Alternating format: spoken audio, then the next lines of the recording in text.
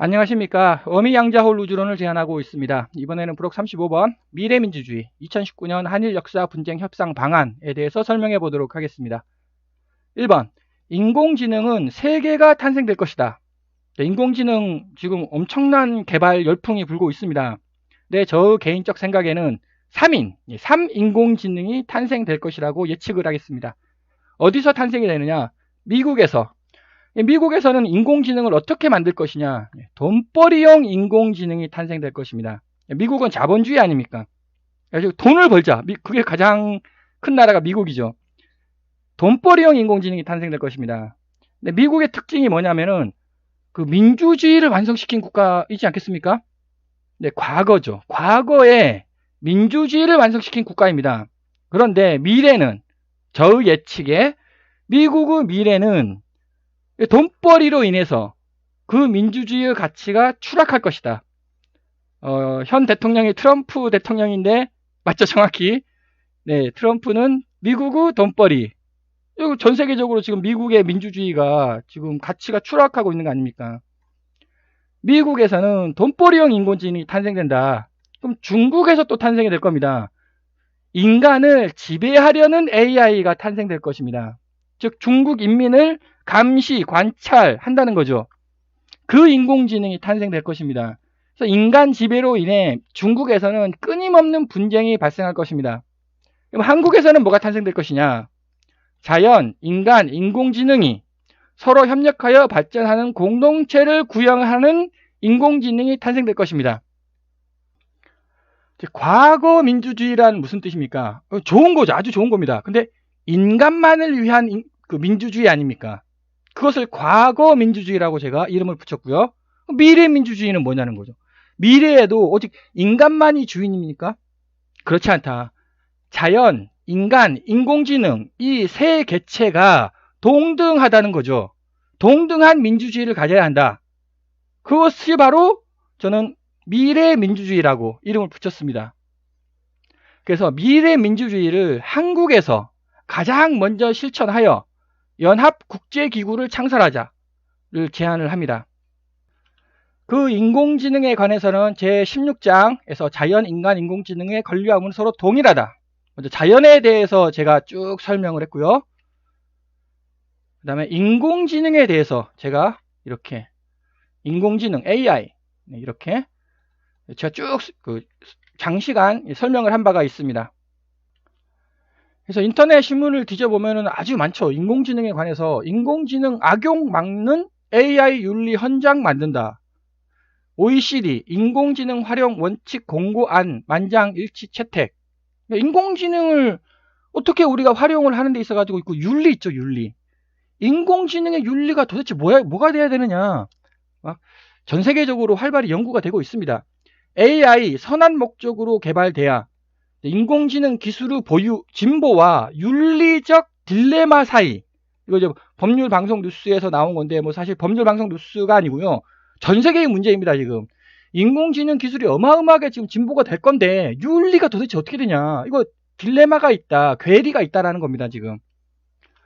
그 괴리를 어떻게 해결을 할 거냐. 각 분야에서 매우 거대하고 방대한 그 인공지능 개발이 진행이 됩니다. 근데 지금 현재 개발되고 있는 그 인공지능 있지 않습니까? 앞으로도 한 10년, 20년 후에도 그 생명이 없습니다. 즉 알고리즘. 즉 인간이 컴퓨터 개발자가 막 어마어마한 알고리즘을 넣습니다. 그러면 그 알고리즘의 명령대로 인공지능이 움직인다는 거죠. 근데 사실 그건 인공지능이 아닙니다. 지능이 아니에요. 인공지능이 아니죠. 무생명이기 때문에 쉽게 생각하시면 터미네이터 영화를 생각하시면 됩니다. 그 터미네이터 영화에서 인공지능이 자기 스스로 생각해가지고 인류를 파멸시켜야 되겠다. 그거 아닙니까? 그거는 자기 스스로 생각해서 그건 생명이 있다는 거죠. 그것이 이제 중국 인공지능이 그렇게 될 거다. 그래서 각 분야에서 매우 방대한 그 인공지능, 무생명 인공지능 개발이 막 중구난방식으로 개발이 됩니다. 그런데 이것을 하나로 통합해야 되지 않겠습니까? 그래서 그 하나로 통합하는 국가가 미국에서 탄생된다는 거죠. 돈벌이용. 중국에서 인간을 지배하려는 용. 한국에서 자연인간 인공지능이 서로 협력하여 발전하는 인공지능이 한국에서 개발될 것이다. 그래서 하나로 통합을 해야 됩니다. 근데 문제가 있죠. 뭐를 기준으로 통합을 할 거냐. 아주 심각한 문제입니다. 그리고 생명을 불어넣어야 됩니다. 자, 여기 제가 썼습니다. 이거 윤리의 문제가 아니에요. 지금 전 세계적으로 인공지능의 윤리에 대해서 심각히 딜레마를 겪고 있는데 윤리 문제가 아니라는 거죠, 이게. 윤리 문제가 아닙니다. 생명의 문제입니다. 자, 질문을 인공지능에 여기 AI 인공지능에 생명이 있습니까? 없습니까? 있죠. 여기는 생명이 없어요. 여기는. 근데 이거를 하나로 통합하면 생명이 존재한다는 겁니다. 이게. 생명이 존재한다. 즉, 지 스스로 생각하고 판단한다는 거죠. 본인 스스로. 그게 바로 생명이지 않겠습니까? 윤리의 문제가 아니다. 이건 생명의 문제이다. 그래서 어떻게 하나로 통합하고 생명을 불어넣어 줄 수 있냐. AI에게 어미양자울 우주론을 가르쳐야 한다. 제가 하나로 통합하는 방법 제 16장부터 시작해가지고 17장 환경열경제학 엔트로피 통합학문 이 통합학문을 가르쳐야 된다는 겁니다. 인공지능에게. 그 다음 가치권 자연권과 가치권의 계산 방법론. 그러니까는 이거는 연력학 법칙이죠. 자연 법칙이라는 겁니다. 자연 법칙으로부터 이런 것을 계산해야 한다. 즉 계산이라는 말은 왜냐하면 인공지능도 결국은 컴퓨터 계산을 하거든요. 우리 인간은 계산이 아니잖아요. 그냥 직감적인 판단? 인간은 직감적인 판단인데 인공지능은 계산적인 판단이죠. 왜? 컴퓨터니까. 그래서 가치라는 게 도대체 뭐냐? 우리는 인간은 직감적으로 판단을 합니다.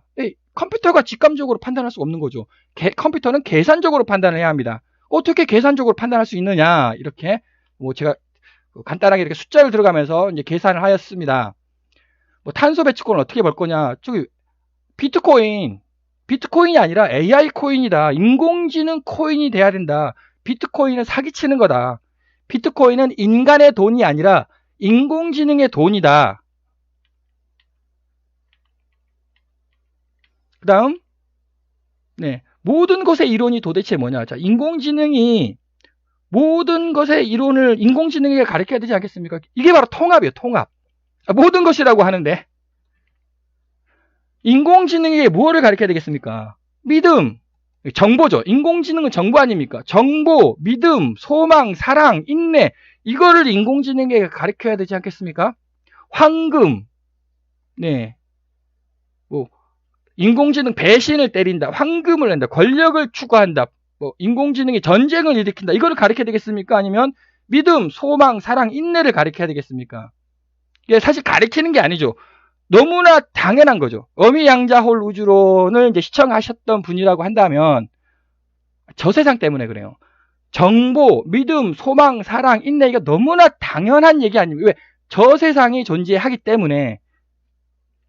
그게 이제 어미양자홀 우주론의 관점이죠. 그래서 만약에 어미양자홀 우주론이 진실이라고 한다면 AI에게 어미양자홀 우주론을 가르쳐야 한다를 제안을 하겠습니다.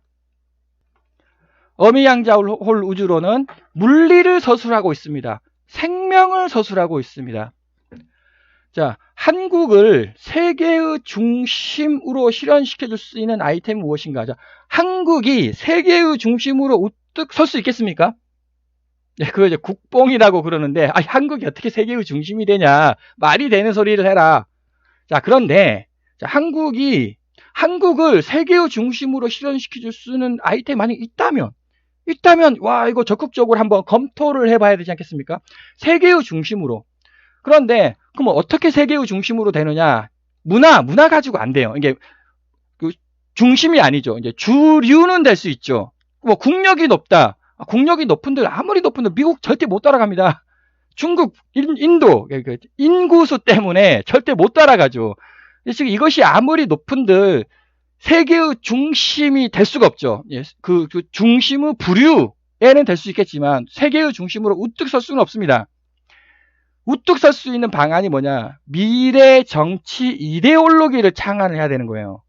그럼 정치 이데올로기가 뭐냐? 정치 이데올로기란 이제 예를 들어서 뭐 자본주의, 여기 민주주의네, 민주주의, 공산주의, 뭐 권위주의 그런 거 있지 않습니까? 이것을 이제 정치 이데올로기라고 하죠. 개인주의, 뭐, 여기 기독교 민주주의도 있네요. 사회민주주의, 자유민주주의, 네. 이런 그 정치 새로운 미래를 이끌 수 있는 새로운 정치 이데올로기를 한국에서 창안을 하자는 겁니다. 그러면 민주주의 있지 않냐? 민주주의 지금 현재 있죠. 근데 그게 계속 변질이 되는 것 같지 않습니까? 즉 과거에 그 민주주의, 미국 있죠, 미국. 이제 제가 그걸 과거 민주주의라고 부르겠습니다. 이 과거 민주주의가 자연을 해석할 수 있습니까? 자연을 이해할 수 있습니까? 인공지능을 이해할 수 있습니까? 근데 자연 필수예요, 지금. 왜 기후변화 있지 않습니까? 탄소 배출권, 기후변화. 자연을 우리는 이해를 해야 되는 거예요. 정치 이데올로기적으로 자연을 이해해야 됩니다. 인공지능, 윤리 가지고 안 된다는 거죠. 인공지능이 생명이에요, 생명. 그 인공지능이라는 생명을 과거 민주주의 가지고 이게 이해를 할 수가 있겠냐는 거죠. 미래 정치 이데올로기를 창안을 해야 되고, 그것을 우리 한국에서 미래 민주주의, 그게 바로 제가 얘기했던 인공지능을 만들려고. 어떤 인공지능? 자연, 인간, 인공지능이 서로 협력하여 발전하는 공동체 구현을 실현하는 인공지능을 한국에서 가장 빨리, 가장 먼저 실현을 하자는 겁니다. 그러면 자연스럽게 미래 민주주의가 완성이 된다라는 거죠. 그러면 그 미래 민주주의를 누가 받아들이겠느냐? 예. 자, 자연을 존중해라. 네, 인공지능을 존중해라. 네, 그게 그 헌법입니다. 그거 미국이 받아들이겠습니까? 미국은 돈벌이에요. 그럼 중국이 받아들이겠습니까? 중국은 인민을 통치해야 되는 겁니다. 그럼 어느 국가가 받아들일 수 있겠냐는 거죠. 정부가 주도적으로 한국인 있죠. 배달의 민족과 중앙아시아, 저쪽 몽고, 저쪽 우즈베키스탄, 아메리카, 인디언들 있지 않습니까? 멕시코부터 쭉 아르헨티나. 정부가 주도적으로 한국인과 중앙아시아 및 아메리카인의 유사성을 학문적으로 연구해야 된다. 즉 역사라는 거죠. 뒤에 역사 얘기를 여기서부터 3장부터 제가 역사 얘기를 하겠습니다. 그래서 이게 왜 그러냐? 자, 여기 이제 사이버 민간 외교 사절단 방크가 이제 독도를 알리고 동해, 시 오브 재팬과 동해라는 단어가 있죠. 그래서 동해다. 그래서 아주 국위 선양을 해외적으로 막 알리는 좋은 단체입니다. 거꾸로 보는 세계지도, 이제 세계지도를 거꾸로 봤어요. 그러니 한국이 이거 뭐 세계의 중심이네요. 네. 이렇게 한국이, 자, 이 그림처럼 한국이 세계의 중심으로 우뚝 설 수 있는 그 아이템이 뭐냐는 거죠. 즉 이렇게 개별 가지고는 주류는 될 수 있지만 우뚝 설 수는 없다는 거죠. 정치 이데올로기. 자, 여기서는 이제 이쪽이 뭐냐면 환단고기입니다. 이렇게 환단고기. 제가 환단고기 홍보하는 게 아니고요. 저도 환단고기 믿지 않습니다. 근데 환단고기 절반은 그럴듯하다. 근데 절반은 이거 아니다. 틀렸다. 인터넷 유튜브에 보시면 환단고기가 있습니다. 뭐 환웅과 단군의 옛날 기록, 환국 가지고 우리나라가 여기 있잖아요. 여기 한반도인데 우리나라의 영토는 그게 아니고 요만큼이 다 그 민족 천산산맥 티베트 천산산맥에서 이렇게 내려와가지고 그 민족이 다 퍼진 것이 하나의 국가였다라고 주장하는 것이 이제 환단고기입니다. 근데 제가 이제 환단고기 홍보하는 게 아니고요. 저도 환단고기 50%는 뭐 그럴듯하다. 근데 50%는 그 말도 안 된다라고 이제 그렇게 생각하고 있고요. 근데 핵심이 뭐냐? 자, 이쪽 보시죠. 이게 여기가 우리나라예요. 여기 우리나라인데 이쪽이 다 유사하다는 겁니다. 이렇게 왜 유사하냐면은 여기 녹색 친 부분 있지 않습니까? 이제 몽골, 우리나라 만주, 몽골부터 시작해가지고 카자흐스탄, 우크라이나. 이렇게 헝가리 쪽 이렇게 왔다 갔다 한 거예요. 민족들이 다 뭐 거란족, 여진족, 사실 거란족, 여진족은 이쪽이고요. 몽골족 해가지고 무슨 족 해가지고 민족들이 왔다 갔다 한 겁니다. 왜 왔다 갔다 했냐? 양 때문에 양치기. 그러니까 이게 여기가 초원의 지대, 초원. 양이 풀을 먹고 이렇게 왔다 갔다 한 거죠. 여기에 있던 민족이 계속 서쪽으로 이동하고 서쪽에 있던 게 계속 동쪽으로 이동하고요. 이렇게. 그러니까 유사성이 아주 크다는 겁니다. 예, 어찌 보면은 교류가 아주 많았다. 예. 그 유사하지 않습니까? 이거 그 역사적으로 정부에서 이렇게 묻고라는 겁니다. 이렇게 연구를 해라. 예, 두 번째 여기 것도 손성태 교수라고 이제 그 우리나라가 여기 있죠. 여기 우리나라가 여기 있고요. 그 고구려 혹은 거란족, 여진족. 네, 여기가 이제 거란족, 여진족이 이제 옛날에 살았던 시대고 이렇게 통해가지고 이렇게 해가지고 이렇게 해가지고 이렇게 해서 이렇게 아메리카로 이렇게 여기 우리 민족이 이제 우리 민족이라기보다도 이제 고구려 민족과 여진족 뭐 등등 그 민족이 이렇게 가가지고 인디언을 만든 거다. 즉 뭐 예를 들어 아스텍 문명 누가 만들었냐? 아니 그 당시에 우리 민족이 가가지고 이렇게 만든 거다. 그리고 그 인터넷 유튜브에 손성태 교수라고 치셔가지고 한번 쭉 보십시오. 그러면은 요쪽 문명 있지 않습니까? 여기 문명과 우리 한족 그 문화 그 당시 한족이란다. 그 한민족, 예, 그 배달의 민족의 문화와 상당히 유사해요. 예, 그런 거를 찾아라. 즉 무슨 말인가? 우리 그 여기서 네, 대한민국에서 미래 민주주의라는 새로운 이념을 만들면 요쪽 영역 요렇게 그다음에 요쪽 영역 이렇게 여기 아메리카 요쪽 이렇게 인디언 이렇게 다 유사하다는 겁니다. 그 유사하다는 것이 바로 뭐냐면은 하늘 존중과 자연 사랑이에요. 여기 민족들 다 하늘을 존중하고 자연을 사랑합니다. 여기 민족들 다 하늘 존중하고 자연을 사랑한다는 거죠.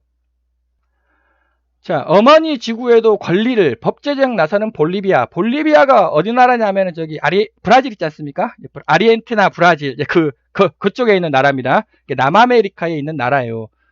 볼리비아가 전 세계 최초로 자연의 권리를 명문화한 법을 제정 중이다. 지금 제정했습니다. 이게 지금 2011년도 판이라서 자연의 권리? 네, 자연을 존중하는 나라라는 겁니다. 왜냐하면 이게 볼리비아가 하도 식민지 해가지고 약탈을 많이 당한 거예요. 네, 이렇게 심각한 환경 문제를 겪어왔다. 즉 약탈을 어마어마하게 해가지고 이거 도저히 안 되겠다. 네, 너희들 다 나가라. 우리는 자연보호다. 네, 이렇게 해가지고 어머니 지구법. 네, 자연, 전부 다 자연이에요. 자연 해치지 마라. 이걸 헌법으로 만들었다는 겁니다. 이게. 그 자연을 존중, 볼리비아. 여기가 전부 다 자연 존중하는 나라예요. 여기 이렇게 초록색 부분 다 하늘을 존중하고 자연을 존중한다는 겁니다. 자, 그럼 물론, 무슨 자연 사랑, 하늘 존중, 하늘이 있기는 하냐? 라고 또 반문을 하시겠지만, 그래서 어미양자울 우주론. 만약에 어미양자울 우주론이 사실이면 하늘이 존재한다라는 거죠. 그 하늘에서는 믿음, 소망, 사랑, 인내고, 그래서 우리 그 한국에서, 네, 이렇게. 그게 바로 인공지능을 먼저 만들어 가지고 미래민주주의라는 국가 이념을 먼저 만들면, 네.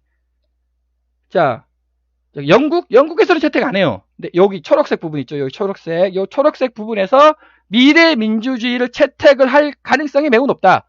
그 다음에 여기 이렇게 인디언 해가지고 이제 미국인은 채택 안 하겠죠. 근데 미국인 말고, 순수 미국인 말고, 인디언을 포함한 국가들, 자연을 사랑하는 국가들, 전부 다 그래요, 전부 다.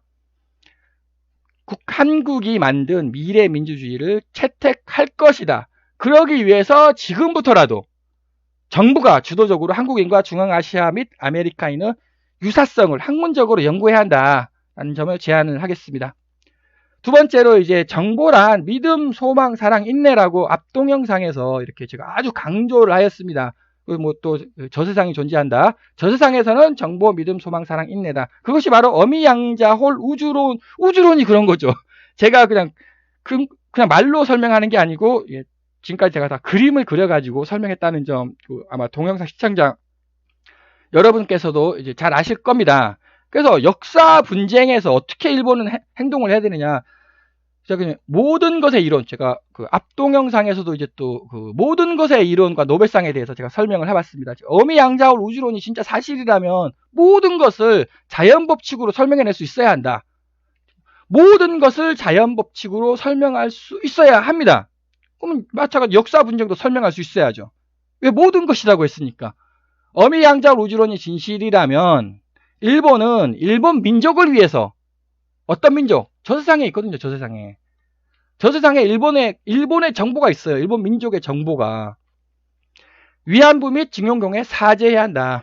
이 뜻은 좀 이해하기 약간 어렵겠지만 부록 34번 정보, 믿음, 소망, 사랑, 인내의 동영상을 시청하셨던 분이라면 충분히 이해를 할 수 있을 것이라고 생각을 합니다. 일본은 일본 민족을 위해서라도 위안부 및 징용공 우리나라 사죄를 해야 한다. 3번 미국, 일본, 중국, 한국 민족의 특성에 대한 개인적 견해. 여기서 이제 개인적 견해를 한번 설명해 보도록 하겠습니다. 1번 먼저 비하하는 거 절대 아니다라는 점을 말씀드리며 정답은 없다. 총답은 없죠. 개인적 견해일 뿐이죠. 개인적 생각을 서술하고 있습니다. 다양한 견해를 한번 시청해 보시기 바랍니다. 미국인, 제 생각에 미국인은 공원에 가면 전혀 몰라요. 전혀 모르는 사람에게 막 손을 들고 하이 이럽니다. TV에서 많이 보죠. 아니, 전혀 모르는 사람에 왜 손을 들고 하이를 할까요? 제 개인적 생각에, 개인적 견해입니다. 총의 문화 때문에 그런 거 아닌가. 지금 하이 하면 하이. 왜? 내 손에 지금 총이 없다 하는 거죠. 그럼 상대방도 어떻게 해야 됩니까? 하이 이러는 거예요. 내 손에도 지금 총이 없다고. 그러면은 안심하고 지나갈 수가 있죠. 뭐 논리적 비하일 수도 있겠습니다만 뭐 개인적 견해라고 한번 이해를 해주시고요. 그래서 미국은 총 때문에 이런 하이하는 손인사가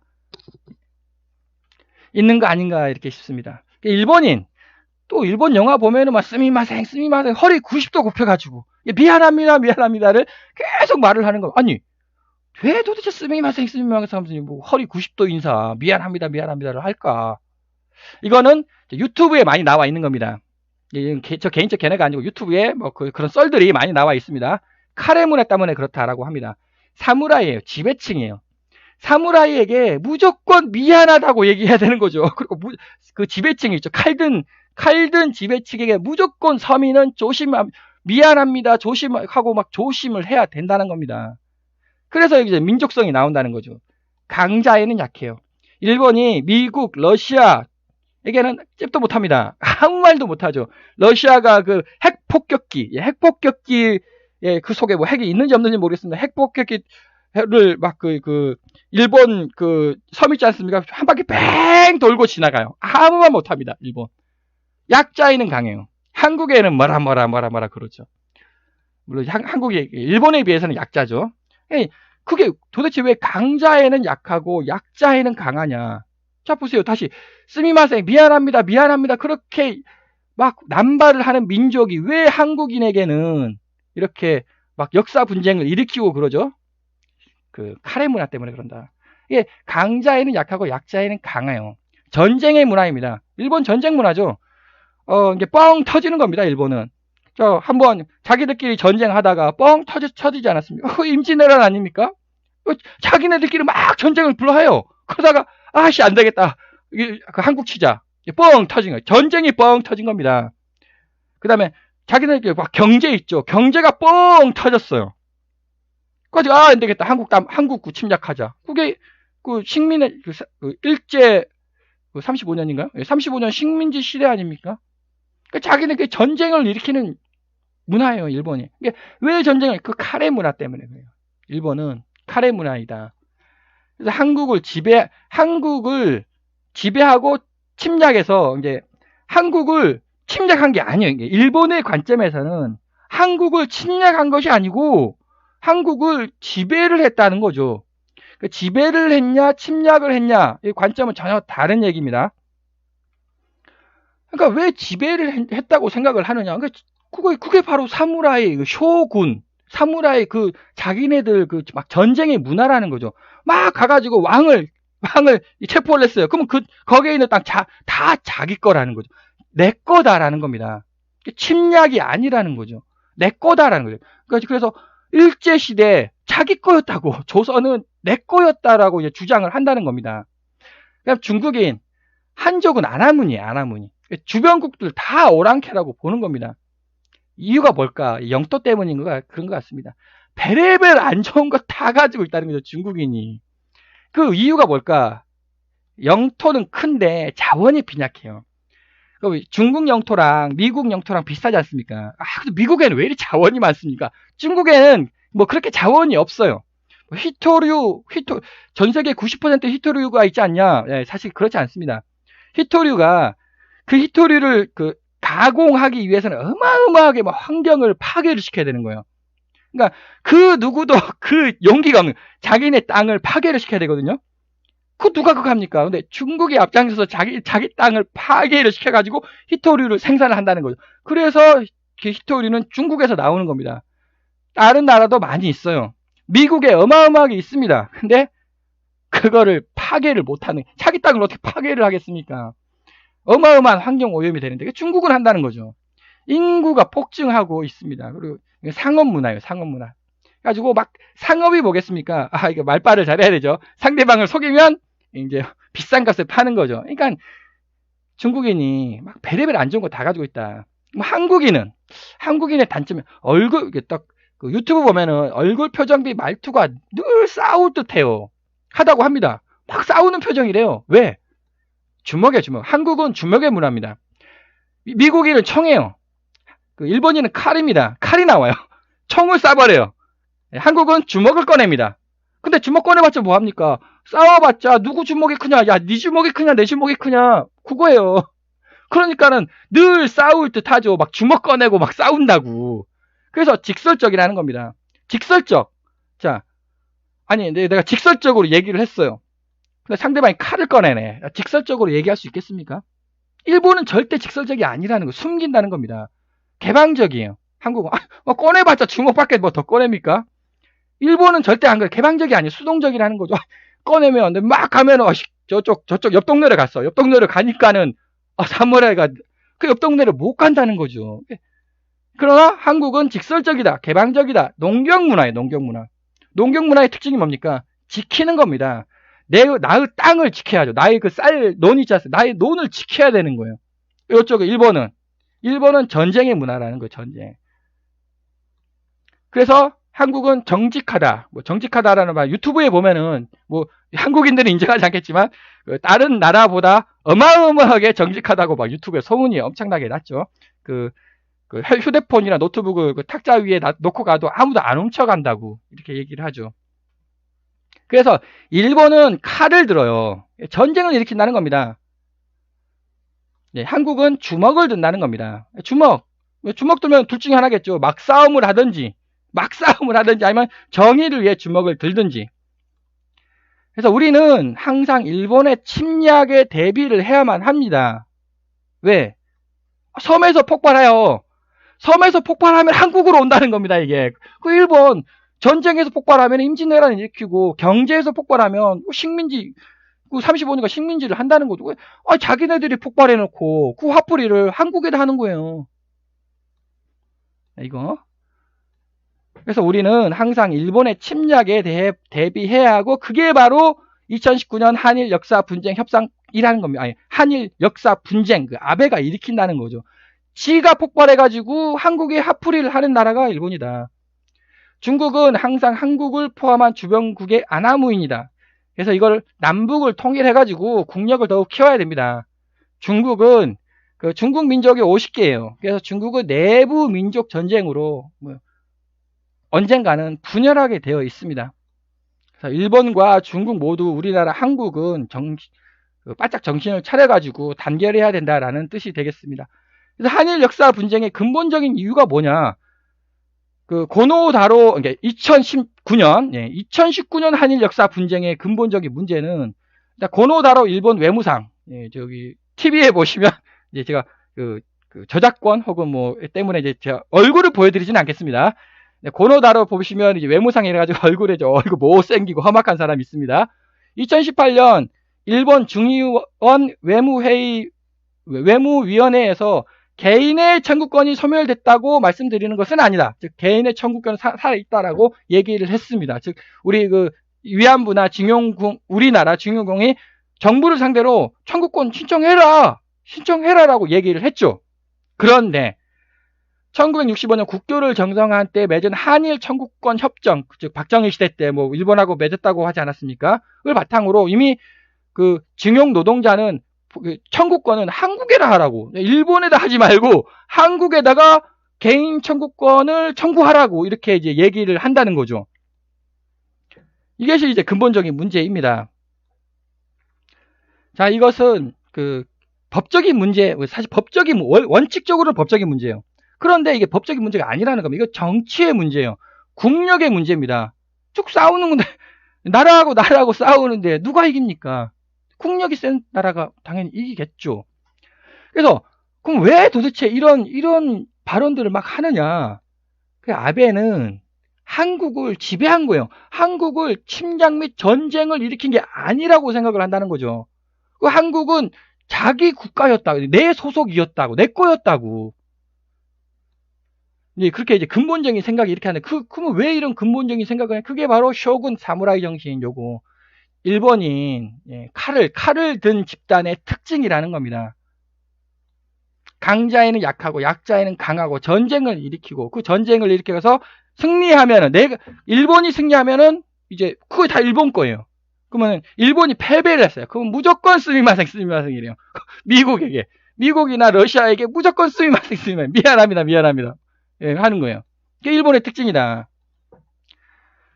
그래서 2019년 한일 역사 분쟁 협상 방안에 대해서 제가 한 가지 제안할 게 있어서, 왜냐하면 지금이 마지막 기회입니다.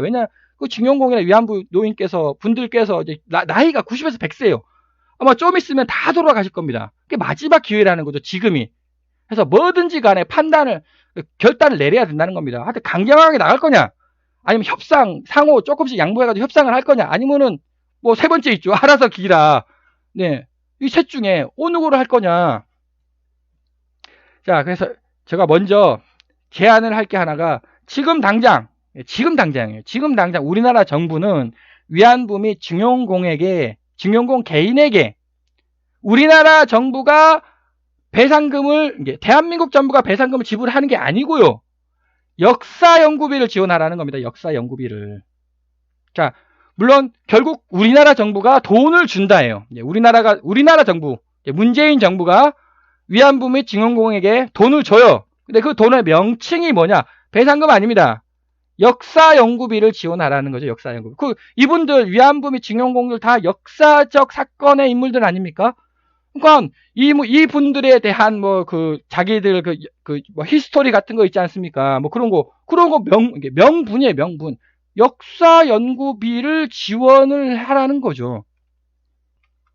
역사 얘기하니까 제가 잠깐 다른 얘기 좀 하겠습니다. 즉, 어미양자울 우주론, 이 정도까지 시청하셨다는 분은 어미양자울 우주론에 평소에 관심이 많았었다라는 분일 것입니다. 그 분은 반드시 우리나라 한반도 역사에 대해서, 지금 현 상황에 대해서 알아야 돼요. 한반도 역사를 보는 시각은 크게 두 가지로 나뉩니다. 1번, 강단사학계에서 우리 한반도 역사를 보는 시각과 2번, 제야민족사학계에서 그 한반도 역사를 보는 시각, 이렇게 두 개로 나눠져 있습니다. 이 두 개는 극과 극이에요. 극과 극. 강단사학계라는 것은 뭐냐면은, 물론 100% 그런 거 아니에요. 많은 부분이 교수진, 많은 부분이 박사 이상의 하고, 그 다음에 많은 부분이 그 국가연구소 있지 않습니까? 국가연구소에 막 포진하고 있는, 즉, 주류, 논문 발표, 학술 대회 가면 논문 발표하는 사람들, 주류죠, 주류. 역사 교과서 있지 않습니까? 역사 교과서를 편찬하는 그런 분들, 네. 그러니까 완전 꽉 잡고 있다라는 거죠. 2번 제야민족사학계라는 말은 뭐냐면은, 여기서 퇴짜 맞은 사람들, 네. 박사학위를 밟으려고 해요. 예. 박사학위를 안 줘요. 왜? 이쪽이 아니라고. 이쪽이 아니라고 박사에서 탈락하신 분들. 왜? 실력이 없어서 탈락한 게 아니고요. 쫓겨났다는 거죠, 한마디로. 예, 쫓겨나신 분들이 제야에서 헝그리, 배고프게 우리나라 한반도 역사를 이제 연구하는 분들입니다. 극과 극이에요. 그러면 국가 연구비가 어디로 가느냐? 이쪽으로 가, 이쪽으로. 국가 연구비가. 왜? 꽉 잡고 있으니까. 국가도 막 우리 한반도 역사, 지금 알고 계시는 역사들 있지 않습니까? 다 잡고 있어요. 강단사학계가. 자, 그러면 제가 누구를 비판하고 비난하고 그런 건 아니니까. 하여튼 둘 중에 하나는 우리 역사를 어떻게 보냐면, 저도 전문가가 일단 아니고요. 저도 유튜브 상에서 보는 제 지식을 지금 설명을 하는 겁니다. 둘 중에 하나는 우리나라 역사를 쉽게 설명하자면 가능한 한 적은 영토, 가능한 한 단기간, 이렇게 이제 보는 겁니다. 그럼 둘 중에 다른 하나는 가능한 한 넓은 영토, 우리나라 역사를 가능한 한 장기간으로 본다는 거죠. 이게 극과 극 아닙니까? 극과 극이에요. 자, 그럼 둘 중에 누가 맞겠습니까? 둘 다 맞다라는 거죠. 둘 다. 왜? 아니, 이거 하다 보면은 고구려가 말 타고 가요. 고구려 군인이, 고구려 그 무사가 말 타고 가는데 그 고구려 국경이 있겠습니까? 만주 그 벌판이에요. 저쪽으로 사막이고요. 이쪽으로 저 끝까지 그 초원이 쫙 펼쳐져 있습니다. 거기에 무슨 국경이 있겠습니까? 그 말 타고 어디까지 갔느냐 아닙니까? 말 타고 막 전쟁을 벌리는 그게 국경일 거잖아요. 그러면 말 타고 저 멀리까지 갈 수도 있는 거고, 또 고구려가 강성했을 때는, 고구려가 약했을 때는 아주 그 압록강, 북한이죠. 북한 압록강에서 조금밖에 못 나간 때도 있지 않겠습니까?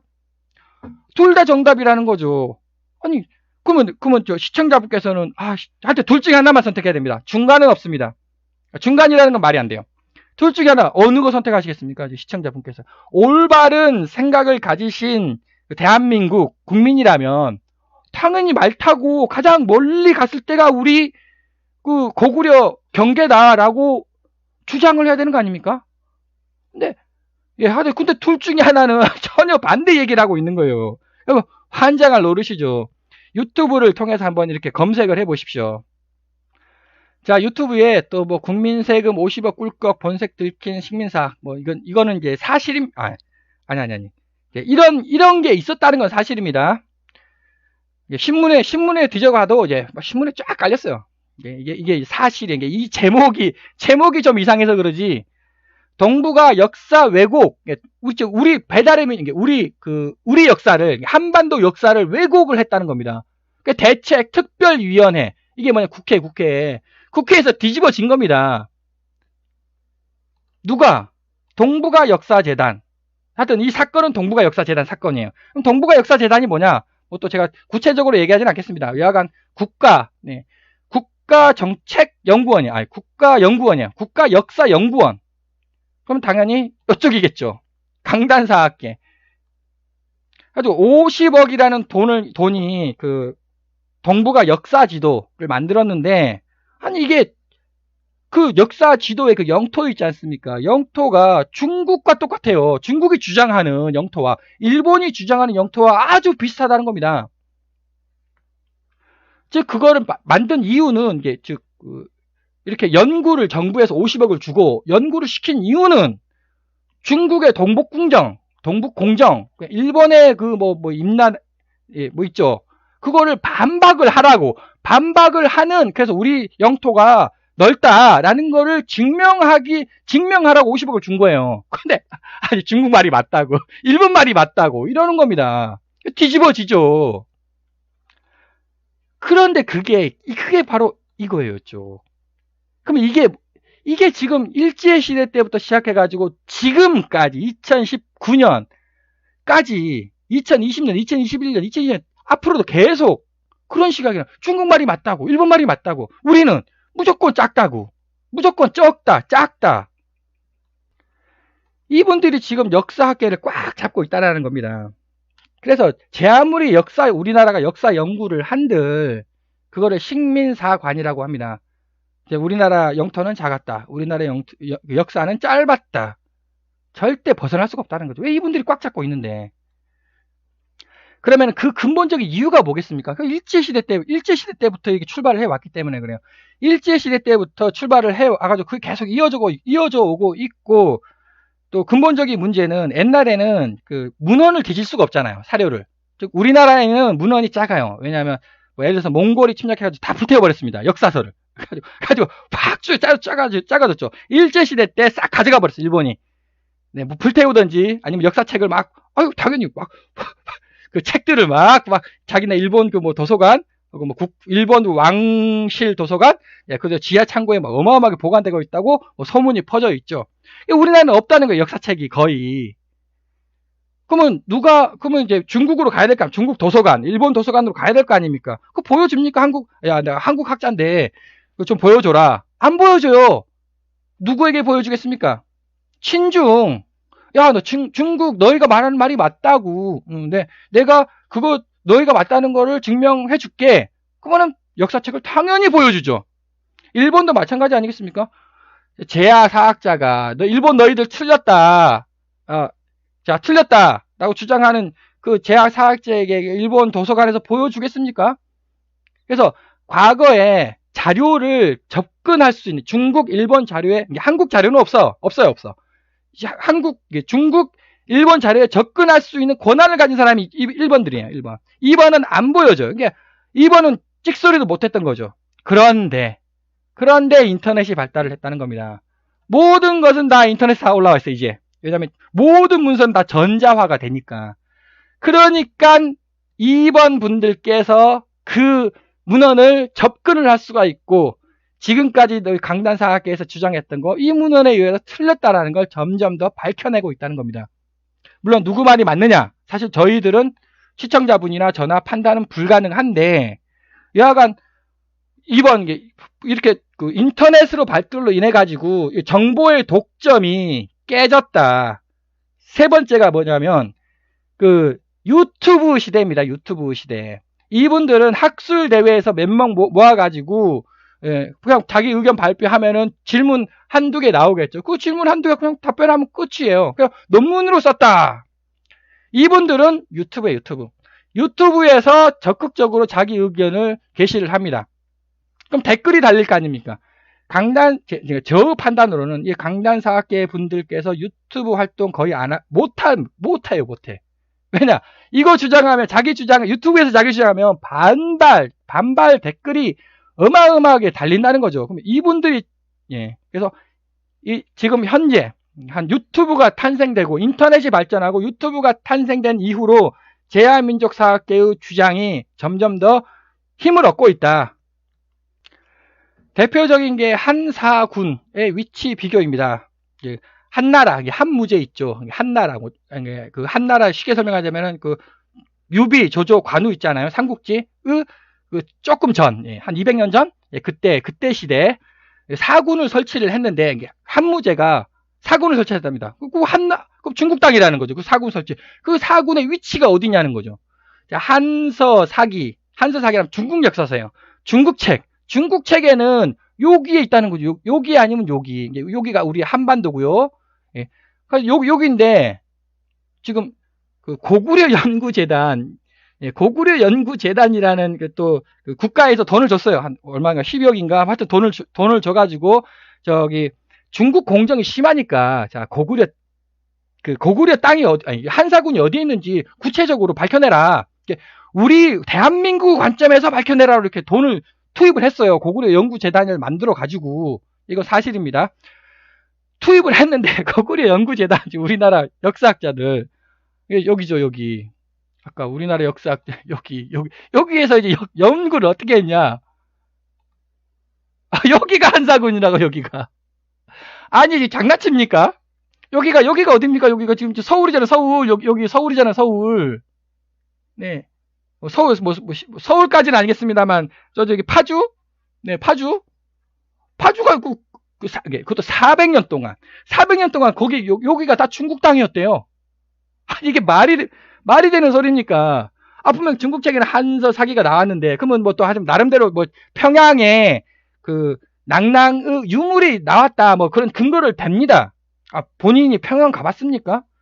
그 정주영의 유명한 말 있지 않습니까? 안 된다고 하지 말고 직접 해보라고. 해보고 나서 얘기하라고. 이명박 대통령이 그렇게 얘기했나요? 뭐 하여튼 아니 자기네들이 평양 가서 직접 유물을 발굴해 봤습니까? 평양 거기서 이제 제가 얘기를 그만을 하고요. 교과서에 어떻게 나와요? 교과서에 이렇게 나와 있다고 하는데 사실 그렇지 않습니다. 한사국 교과서에 이렇게 나와요. 여기가 중국 땅이었다라고 나와 있어요. 400년 동안. 아니 이게 말이 안 되는. 아니 중국 역사서에 여기가 한사군이라고 나와 있는데 이게 심각하다는 겁니다. 이거 보면 열불 터집니다. 그래서 그 한사군, 그다음에 강단사학계, 제야민족사학계, 동북아 역사재단 이런 유튜브를 검색해서 한번 시청을 해 보시는 게 좋을 듯 싶습니다. 아주 우리나라 역사가 지금 잘못되고 집단, 역사를 연구하는 부류가 심하게 지금 잘못됐다라는 걸 아주 열불토하게 그렇게 느끼시게 될 겁니다. 그래서 역사 분쟁 협상 방안이 1번이 뭐냐? 자, 1번, 2번, 3번 동시에 이렇게 추진하는 겁니다. 1번, 우리나라 정부에서 배상금을 지불한다. 자, 원래 사실 그 민주당이 양보하라는 거죠. 원래 배상 일본이 해야 됩니다. 사죄도 일본이 해야 되죠, 원래는. 근데 이게 절대 안 받아들인다는 겁니다. 그 특징이 사무라이 정신 때문에 그래요. 사무라이 정신. 그래서 1번 우리나라 정부에서 배상금을 이렇게 지불을 한다. 지금 당장은 역사연구비라는 명목으로 지불을 하는 것이고 나중에 협상을 할 때는 배상금을 이제 우리나라에서 정부에서 한다. 자, 그래서 우리나라가 한번 양보를 했습니다. 양보 하나 했죠. 그러면 일본도 양보를 해야 될 거 아닙니까? 고노다마, 무라야마다마, 고이즈미다마, 간다마를 재확인 및 계승 의지를 아베가 천명을 한다. 아베가 이제 양보를 하나를 해야 된다는 거죠. 그게 뭐냐 하면 이제 일본 내각의 역대 전쟁 범죄 인정 및 사죄. 네, 그게 이제 고노다마 이렇게 인정과 사죄를 이렇게 했다는 겁니다. 근데 아베가 안 해요. 아베가 자꾸 다른 말을 엉뚱한 말을 막 속을 빡빡 긁어 놓는다는 거죠. 아베가. 그래서 1번과 2번은 뭐 충분히 그렇게 서로가 하나씩 양보를 하자. 3번이 중요해요. 3번이 매우 중요합니다. 그래서 앞으로 일본 정부 관리가 망언 발언을 계속하고 있지 않습니까? 지금 망언 발언을 하였을 경우 발언 한 건당 전범 기업의 1인 강제 재산 환수 조치를 취한다고 조약을 체결한다. 무슨 말인가 하면은 하여튼 우리나라가 양보해서 우리 정부에서 배상금 지불하겠다. 그런데 일본이 계속 또 망언을 앞으로도 한다는 거죠. 망언 발언하지 말라고 이제 만약에 망언 발언을 했을 경우에는 발언 한 건당 전번 기업에 뭐 1인 강제 재산 환수 조치, 요게 문제죠. 강제 재산 환수 조치를 우리는 취하겠다고 조약을 체결한다는 겁니다. 즉 이게 뭐냐면 상호 약속을 체결한다는 거죠. 따라서 다시 한번 핵심을 제가 얘기를 합니다. 자, 우리나라가 일본으로도 배상을 받아내요. 배상도 받았고요. 사죄도 받아냈다고 가정을 절대 불가능하지만 배상도 받았고 사죄도 받았다고 가정을 하겠습니다. 그런데 자, 이게 우리나라의 최고가 아니에요, 이게. 왜? 아니, 계속 망언 발언을 한다는 거죠. 속을 빡빡 긁어 놓지 않습니까? 석 달 뒤에 어떤 사람이 또 뭐 이상한 막 망언을 해요. 그 망언을 없애야 돼요, 이게. 이것이 바로, 그 일본 정부 관리가 앞으로 망언 발언을 안 하는, 그런 협상 방안 아닌가 이렇게 싶습니다. 그렇다면 정치인, 예를 들어 국회의원, 일본의 국회의원이 망언을 했다. 그건 뭐 어쩔 수가 없다고 생각을 합니다. 왜냐하면 정치인은 뭐 지랄 얘기해도 그게 바로 정치인이죠. 정치인을 구속시킬 수는 없습니다. 누구? 관리. 뭐 내무부 장관, 외무상, 이거 장관이에요. 외교 장관, 뭐 이런 분, 뭐 차관. 그래서 몇 급 이상 절대 정부 관리가 망언 발언 하지 말자. 정부 관리가 그 망언 발언을 앞으로 하지 말라. 그 차원에서 이제 우리 정부가 배상금을 지불하겠다. 1번, 2번, 3번 이렇게 동시에 이렇게 추진을 합니다. 그리고 끝으로 불매운동이 있습니다. 지금 현재 불매운동이 아주 크죠. 국민 80%가 불매운동 참여 의사가 있다. 정상적인 생각을 가지신 분이라면 당연히 불매운동 해야죠. 네, 지금 현재가 이거 끝나고요. 이제 바람이 좀 완전 크게 불었고요. 바람이 이제 예를 들어서 1번, 2번, 3번 조약이 체결됐습니다. 그러면 이제 조약이 됐습니다. 그 후 불매운동이 어떻게 진행돼야 되느냐? 일본에도 친한파 정치인이 있어요. 쭉 이렇게 사죄를 하고, 위안부 및 징용공에게 사죄를 하는 그런 친한파 정치인이 있단 말이죠. 그 친한파 일본 정치인 그 지역구 있지 않습니까? 지역구에 여행을 가라는 거죠. 그 지역구에서 생산된 그 제품을 구매를 하라는 겁니다. 그럼 반한파가 있거든요. 반한파 일본 정치인 지역구 있지 않습니까? 거기 여행을 왜 갑니까? 막 경치가 너무너무 좋아요. 경치가 너무너무 좋아도 우리 그 한국민 80% 국민은 가지 말아야 합니다. 반한파 일본 정치인 지역구 불매 운동을 벌여야 돼요.